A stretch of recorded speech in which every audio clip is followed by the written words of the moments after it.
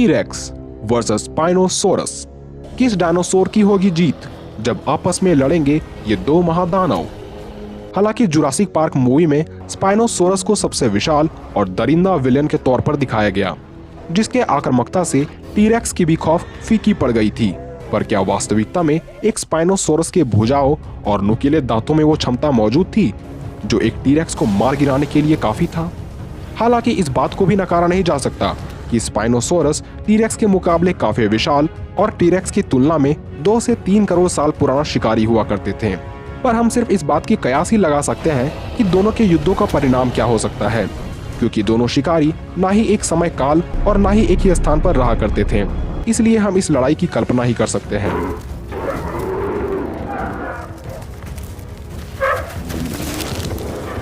T-rex यानी Tyrannosaurus racks, या जिसे सभी डायनासोर का राजा कहा जाता है, क्योंकि ग्रीक भाषा में टायरानो का मतलब टायरेंट यानी अदम्य या शक्तिशाली, सोरस मतलब छिपकली और रेक्स यानी राजा होता है, जिसे सन 1905 में हेनरी ऑसबॉर्न द्वारा पहली बार टायरानोसोरस रेक्स कहा गया।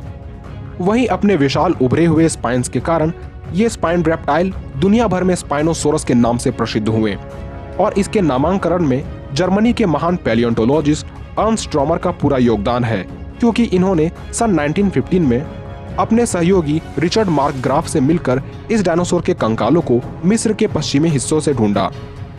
अब तक के पाए गए सबसे विशाल तथा टी-रेक्स के सभी कंकालों को सू हेंड्रिक्सन ने ढूंढा, इसलिए इस विशाल कंकाल का नाम सू रख दिया गया।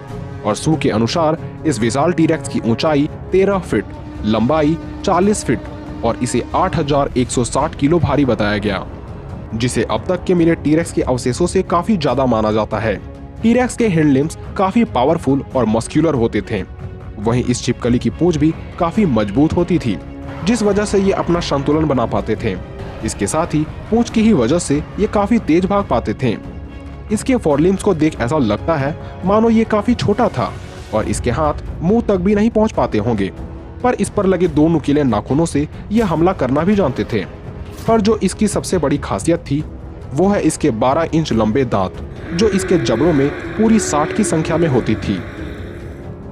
वहीं स्पाइनोसोरस, जो एक टी-रेक्स के मुकाबले कहीं अधिक विशाल और भारी होने के साथ साथ इसे सबसे विशाल मांसाहारी डायनासोर का खिताब हासिल है, क्योंकि एक रिसेंट आंकड़ों के मुताबिक इसके स्कल का साइज 6 फीट लंबा, पूरा शरीर 50 से 59 फीट लंबा और इसका वजन 13 से 22 टन भारी बताया गया है। स्पाइनोसोरिड के ही अन्य सदस्यों की तरह स्पाइनोसोरस का भी जबड़ा काफी लंबा, पतला और किसी घड़ियाल की भांति होता था और इसकी नॉस्ट्रिल आंखों के समीप न होकर जबड़े के शुरुआती हिस्से में पाए जाते थे।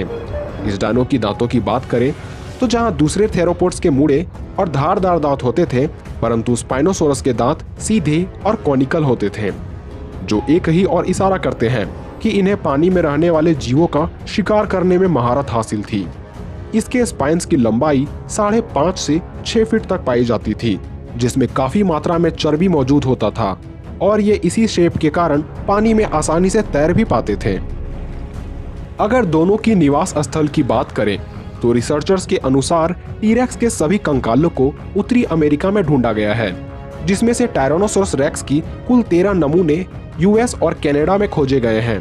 लेकिन इससे ये कहना गलत होगा कि ये पूरे अमेरिकन कॉन्टिनेंट में नहीं घुमा करते थे, पर चूंकि उत्तरी हिस्से में इसकी हड्डियां सुरक्षित रह सकती थी, इसलिए वैज्ञानिकों को इसके अवशेष सिर्फ उत्तरी अमेरिका में मिले। टी-रेक्स एक ऐसे डायनासोर होते थे जो काफी विशाल क्षेत्रों जैसे कि नम इलाके, समुद्र के किनारे दलदली हिस्सों, ओपन फॉरेस्ट और पानी के करीब इलाकों में अपना दबदबा बनाए रखते थे, क्योंकि पानी कई दूसरे जीवों को अपनी ओर आकर्षित करता है, जिस वजह से टी-रेक्स के लिए शिकार करना और भी आसान हो जाया करता था। वहीं स्पाइनोसोरस के निवास स्थलों की जानकारी काफी सीमित बताई गई है, क्योंकि पैलियोंटोलॉजिस्ट को इसके अवशेष सिर्फ अफ्रीका के उत्तरी हिस्सों से प्राप्त हुआ है, परंतु इसका ये मतलब नहीं है कि ये दूसरे अन्य इलाकों में नहीं रहा करते थे, क्योंकि आज भी धरती के कई हिस्सों पर उतनी खोजें नहीं हुई है, इसलिए इसके क्षेत्र को सीमित करना गलत होगा। और ये बात भी सच है कि पूरी धरती में ऐसे जानवरों की खोज करना जो लगभग करोड़ों सालों पहले पाए जाते थे, किसी घास के ढेर में तिनका ढूंढने के समान होगा। शायद ये बात आपको पता होगी कि उन्हीं जीवों के अवशेष करोड़ों सालों तक सुरक्षित रहते हैं जो किसी पत्थरों के बीच दबा हो, क्योंकि दूसरे जगह पर वो पूरी तरह से डिकम्पोज हो जाते हैं। फिर भी एक अनुमान के मुताबिक स्पाइनोसोरस भी टीरेक्स की तरह पानी के आसपास रहना ज्यादा पसंद करते थे, ताकि इसे भी शिकार आसानी से मिल जाए। दोनों शिकारियों की खाने की आदत पर नजर डालें तो एक विशाल टीरेक्स मील के तौर पर बड़े शाकाहारी डायनासोर जैसे एडमोंटोसोरस और ट्राइसेराटॉप्स खाया करते थे, और नए रिसर्च की माने तो भूख लगने पर ये खुद के ही प्रजाति को और मरे हुए जानवरों को भी नहीं छोड़ते थे, और इसके जबड़े में एक बार में सैकड़ों किलो का मांस समा सकता था। हालांकि ऐसा कहा जाता है कि टीरेक्स अकेले शिकार पर निकला करते थे, पर यह अभी भी कंफर्म नहीं हुआ है, क्योंकि इस बात की भी संभावना है कि ये झुंड में शिकार करने निकलते थे। वैसी स्थिति में आप इस बात की कल्पना भी नहीं कर सकते हैं कि टीरेक्स के झुंड मिलकर क्या तबाही मचा सकते थे।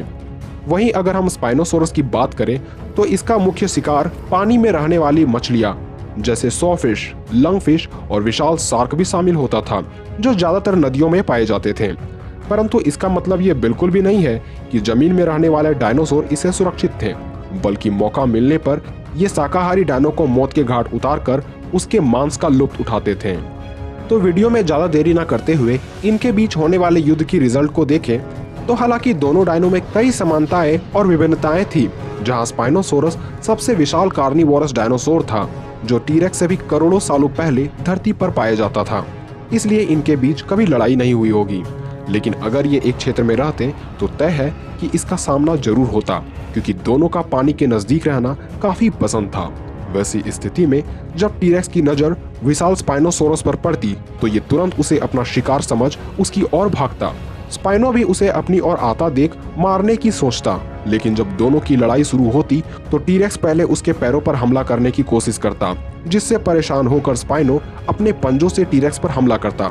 हालांकि पंजों का चोट टीरेक्स के लिए काफी अधिक होती, लेकिन जब स्पाइनो टीरेक्स को काटने की कोशिश करता तब झट से टीरेक्स स्पाइनो का गला दबोच लेता और उसे अपने 6 टन बाइट फोर्स से नीचे पटक देता।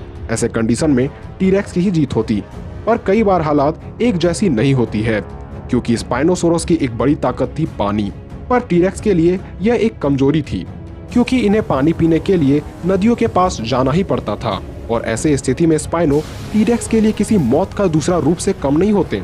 इस पर आपकी क्या राय है, हमें कमेंट में जरूर लिखें।